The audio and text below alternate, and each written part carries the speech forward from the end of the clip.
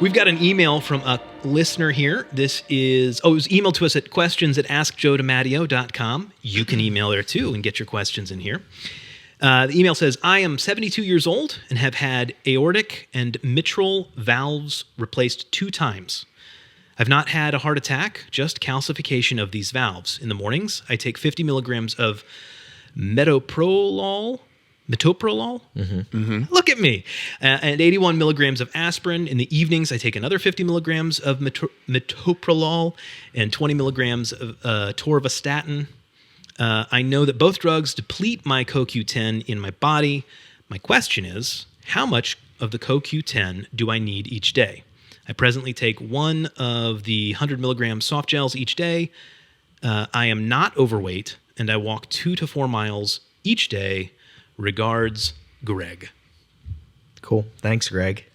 Yeah. So there's a lot there, including words I don't understand. Calcification of the aortic and mitral valves. What is going on with that? What is that? Yeah, so if we just look at what the valves are, the valves of the heart, they serve an important purpose by basically just trying to prevent the backflow of blood into the various chambers of the heart. Right. So they're like one-way doors, basically. Yes. Okay. So you got blood pumping through the heart. When blood starts to remain in parts that it's not supposed to, it's usually indicative of something's wrong with those one-way doors. Okay, so the calcification is that the valve is not opening or closing, I guess, as it should be. So basically, the calcification could be what's contributing to, there's stenosis that can be occurring or narrowing of those passageways that can sort of occur. But even to just back up a step. So if you just look at the aortic valve and the mitral valve is what Greg mentioned, those are the 2 that are most commonly talked about anyway. Okay. And that's because they're most commonly affected, in terms of the valvular disease process. So the whole pathophys is a little complicated, and that's kind of why I wanted to back up a little bit. Sure. The calcification is kind of like one part of the puzzle. Ultimately, the valves, they can start to change due to aging. Coronary artery disease can also contribute to that, and that's referring specifically to the atherosclerotic plaque buildup. And so that's what leads to the calcification. And so that's specifically what you're referencing. That's what Greg is referencing. And that's a, massive part of this. And so coronary artery disease, that has its own whole list of causes as well. Right. So that's sort of the, the gist of it. And the calcification, the narrowing, and ultimately the damage to those valves is the key part. So he's got doctors on it, so they're all over this, but just from my understanding, so does that mean he's had open heart surgery twice to replace those valves? Is that how that works? Technically, yeah. I mean, there's different surgical processes out there, but yes. Most likely, yeah. Wow. And it doesn't mean, and this may be a little harsh, but it doesn't mean that there was any error or anybody did anything wrong. But sometimes whenever you have a second valve replacement, it's because there was just some surgical failure, or it just didn't take right. That, you know what I mean? There's no there's no surgery that's 100%. So why I think part of what he hit on is that he had it twice, and that's can be a little alarming, but that's not unusual. And again, this is probably too harsh of a way to say it. I can't find maybe the exact right words, but there may have just been some failure in the surgery. It was a failed surgery the first time, potentially. Right. And that going into it, there's a possibility. So you're saying it doesn't mean it was a poor surgeon or even a poor surgery. It can just occur that it needs done again because of just something that didn't quite take right. Just like it can happen with a knee surgery or any other type of surgery. Sure. No surgery is 100%. So that's, can be part of it too. Yeah. That makes sense. Why is calcifying in the valve? Just like why does it calcify in the coronary artery? It could be happening in other parts of the body too that we just don't know about, but those are the ones that you're going to find out about quickly. That makes sense. Yeah.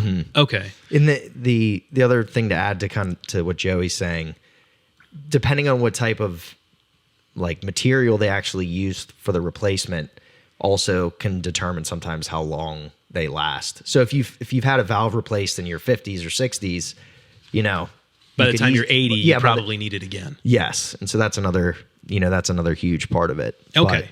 But yeah. Okay, so what are these the drugs he mentioned? Metoprolol.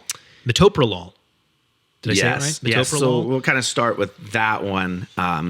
Most broadly, if you're going to describe it in one term, you would say that metoprolol is a high blood pressure drug. Okay. But in this case, you look at the mechanism of how it works, and then you study it, and you kind of tie together the theoretical with the studies with its mechanism, and then you can understand backwards why this would be prescribed. Okay.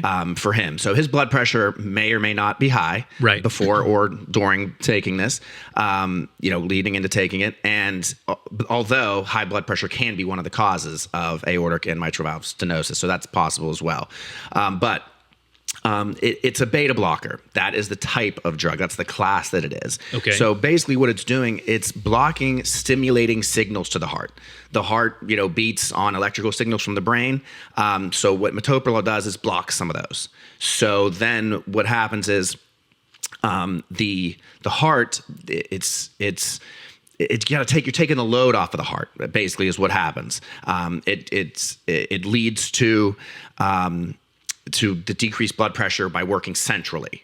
Some blood pressure meds are working on peripheral arteries and relaxing those by kind of. So there's more flow. Yes, that's how the pressure goes down. You release. Okay. You're widening the hose, so to say. Right. Versus this one, it's working centrally, blocking some of those signals, so just the output goes down. So it's just going, calm down, heart. Yes. Calm down. Yes. It's okay.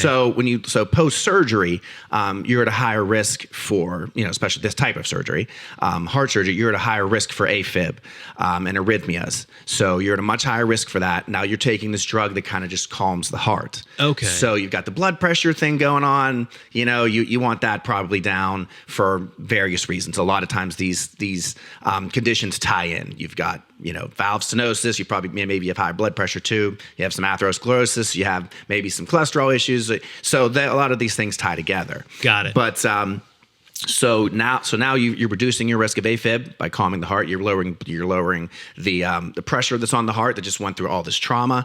So that's essentially why he's on that medication. Because a lot of people will come in and say, hey, my blood pressure wasn't high. Yes, I had this issue. I've never had high blood pressure. Why am I on the blood pressure? Got it. So sometimes you do have to explain the rationale of why the path has gone this way. Interesting. Okay. So it's a little bit prophylactic, but mostly a response to the surgical trauma and needing to help calm that. Got it. Okay. Mm-hmm. Okay. The atorvastatin, is that just a statin? Mm-hmm. A generic, I guess, I don't know what the differences in different statins are, but that's a statin. Yeah, Lipitor. It's one of the most commonly used. Oh, that's the technical name for Lipitor. Yeah. Mm-hmm. Got it. And then the aspirin. He's on that as, I assume, a blood thinner. Is that what that's for? Essentially, yes, and to just reduce. Yeah, it kind of helps the platelets not stick together. Just kind of decreases odds in that way of the platelets sticking together and leading to any more atherosclerosis or any events. Right, because you want to reduce the chance that it's going to recalcify, and you do that by reducing this. Got it. Look at me. Yeah, and he sounds like a very healthy guy. That's why a lot of these things, unfortunately, you do what you can to increase your odds of health. That's obviously that's why we're here. That's what we firmly believe in. Right. But some of the stuff is genetic. Yes. He may be going into this was a very healthy guy as well. Did he change his life after one of these surgeries? We don't know. But just let's assume that he was healthy going in and during. Why did these things occur? A lot of them, it is genetics, and you're just trying to increase the odds you're trying to increase your odds of being healthy in various ways, and trying to decrease the odds of events happening. Right. Everybody's going to die someday. Mm-hmm. Hopefully we can make yours a little further out in the future than it might be otherwise. Mm-hmm. Okay. All right. So we've talked about the medications he's currently on and the functions they're serving. Why does CoQ10 factor into all of this? Largely because both of these medications have shown to decrease absorption of CoQ10. Now that cuts a few different ways. CoQ10 is still largely produced in the body. So if you're decreasing only exogenous, what you're taking in, absorption, it's a factor, but it's not the whole story. but you are, limiting the exogenous absorption because you're taking these medications. Secondly, as you age, your production of CoQ10 goes down, as well as your I'm going to get too in the weeds here, but as well as your conversion from the oxidized form ubiquinone to the reduced form ubiquinol. Right. So if you're decreasing that conversion as you age, you're decreasing exogenous absorption. You're potentially, decreasing just as you're aging endogenous. Your body's own production of it. Now you've got potentially some low levels, and when you take CoQ10, it's an antioxidant, so you're helping the body, theoretically prevent some, atherosclerosis and events in that way. You're keeping your body in general health with that component of it. CoQ10 also, in regards to the statin itself, helps you to avoid some of the muscle issues that are possible with atorvastatin. There can just be some muscle weakness, some muscle fatigue that comes with taking a statin, particularly at higher doses. Now he's only on 20 milligram, so he's on a low mid dose, we would call it. But adding all those things together, right? That doesn't make CoQ10 a make or break for Greg, but it's one of those things that I think when you look at the whole picture, and even just looking at it in heart failure, there's great results with it, because the heart has the highest percentage of mitochondria, because mitochondria is basically the muscle, the energy center of our cells, right? And you have more mitochondria in the heart than any other muscle. So when you look at all those things, it does lead you to believe that CoQ10 could be something that would be helpful for him. Makes sense. Anything else in that?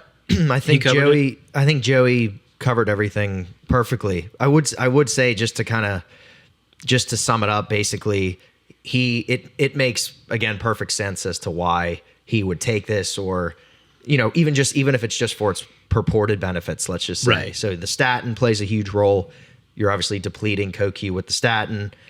Beta blockers can deplete CoQ10, maybe another check in that column. Yep. Thirdly is the implication of heart failure, and when you're dealing with valve replacements and the progression of coronary artery disease, all of those can lend itself to the scary term heart failure. Sure, yeah. Which is just your heart not pumping and functioning as well as it could. Right. Yeah. We got to come up with a better term, than heart failure. But that is a brutal term. But yeah, those are all huge, just huge factors. So yes. Okay. Studies show that people with heart disease, type 2 diabetes, and cancer have low levels of CoQ10.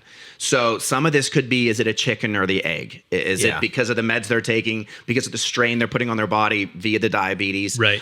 Via the cancer, via the meds they're taking? So some of it can be chicken or egg. Is it lower because of all the things they have to do because of the disease, right, and the things that it's doing to their body? Or is it low and it led to the disease? We don't really know that, and it's probably some combination of the two, I would say, in a theoretical sense. And to some extent, it doesn't matter. Right.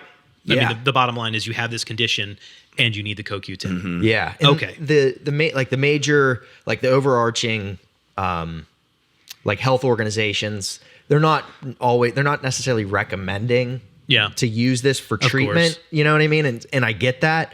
But what they do say is there's very limited downside to CoQ10. Right. And so if there's a chance that this helps maybe reduce some symptoms of heart failure, helps to replete some of that CoQ10, I think this is it's a net win for him. I think that's a good way to put it. Well, now that I'm caught up and understand everything that he was saying, let's actually answer his question, which was, how much does he need to be taking each day? So I would, in the most succinct answer, and then I'll bloviate a little bit after that, 200 milligrams of the ubiquinone. If he's taking our basic CoQ10, he probably should bump it to 200 milligrams. Okay. If he's doing the CoQ10 advanced, the 100 milligrams is fine. The reason is multifold reasons for that.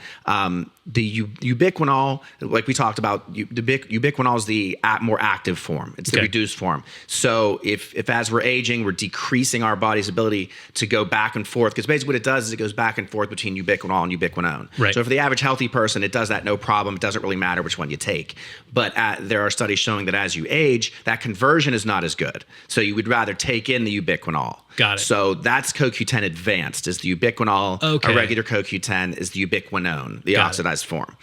So again, if you're converting well, no big deal. But assuming that you're not, you're better off with the advanced. The second thing about the advanced is it has, we'll call it trans GG or geranyl. What that is a precursor to CoQ10. So you're giving your body the ability and the fuel endogenously, its own production to make CoQ10. So that is in there as well. The other thing about GG, we'll call it, is that it's shown to help direct it alone to help combat the muscle pain and weakness in statin users. So for him specifically, it can have a benefit if he's having, because he is active, but if he's having any issues with muscle weakness or muscle pain, that can be, a benefit to him or to anybody else that's dealing with, they're on a statin and they're having those issues. So for those reasons, the CoQ10 advanced even at 100 milligrams is ideal. Yep. But if he sticks with the other one, which is fine, I would bump it to 200 milligram. Okay, cool. And he doesn't have to worry about when he takes it or anything like that. With the ubiquinone, because it's fat soluble, yes, you want to take that with a fatty meal. I'd probably just do it in the morning. It's involved in energy production. That's controversial. There's studies showing both ways. Okay. But I'd probably do both of them in the morning. The advanced or ubiquinol, anytime, doesn't matter. It's not fat soluble. The ubiquinone, fatty meal, morning, a little bit of food. Yeah, the ubiquinol, not affected by food. Cool. Okay. All right. I hope that helps, Greg. Good luck.